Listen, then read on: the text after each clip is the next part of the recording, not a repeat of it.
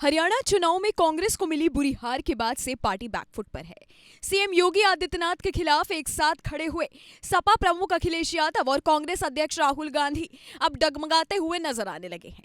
या यूं कहें कि योगी के खिलाफ बनाए चक्रव्यूह में अब खुद ही नेता फंस गए हैं। ये बात इसलिए कही जा रही है क्योंकि सपा प्रमुख कांग्रेस को यूपी उपचुनाव के सीट बंटवारे में 2 से ज्यादा सीट देने को राजी ही नहीं हो रही है। तो क्या अब अखिलेश यादव को कांग्रेस का साथ पसंद नहीं आ रहा है, या फिर हरियाणा में मिली बुरी हार के बाद सपा का भरोसा कांग्रेस से उठ चुका है? ये बात इसलिए क्योंकि सपा प्रमुख अखिलेश यादव ने महाराष्ट्र में गठबंधन तय हुए बिना ही अपनी पार्टी के उम्मीदवारों के लिए प्रचार शुरू कर दिया, जिससे कांग्रेस और सपा के बीच मतभेद और बढ़ गए हैं। मीडिया रिपोर्ट्स के मुताबिक हाल ही में प्रियंका गांधी, राहुल गांधी और उमर अब्दुल्ला के बीच अनौपचारिक बातचीत के दौरान यूपी उपचुनाव में सीट बंटवारे को लेकर चर्चा हुई थी। यूपी उपचुनाव के लिए कांग्रेस को फूलपुर की सीट भी चाहिए, लेकिन सपा वो सीट देने को राजी नहीं हो रही है।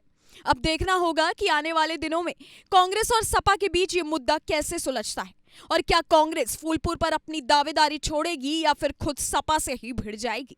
हालांकि इन सब में सपा का कहीं ना कहीं डर भी सामने आता है, क्योंकि पिछले 5 चुनावों में कांग्रेस सिर्फ एक ही बार जीती है, चाहे साल 2002 हो या 2007, 2012, 2017 या फिर 2022। इन सब सालों में जीत भाजपा की ही हुई थी। बस साल 2002 में कांग्रेस को जीत मिली थी।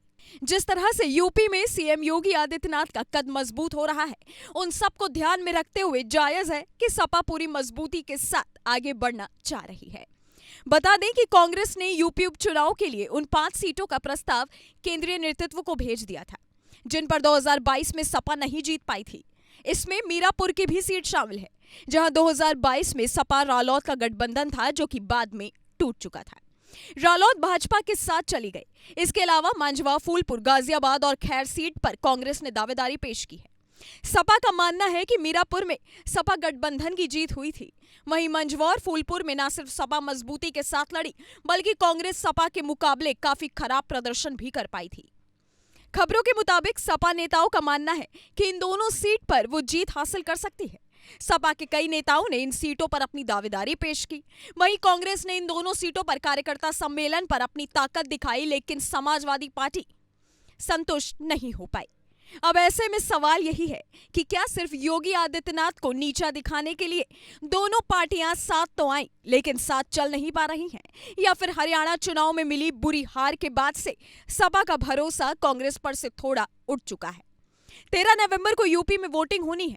अब ऐसे में देखना यह है कि सपा और कांग्रेस दोनों मिलकर क्या कमाल करेंगी, या फिर सपा को अकेले दम पर ही अपनी सीट से जीत हासिल करनी होगी। आपकी इस वीडियो के बारे में क्या राय है, हमें नीचे कमेंट सेक्शन में जरूर बताइएगा। Bureau report, global Bharat TV.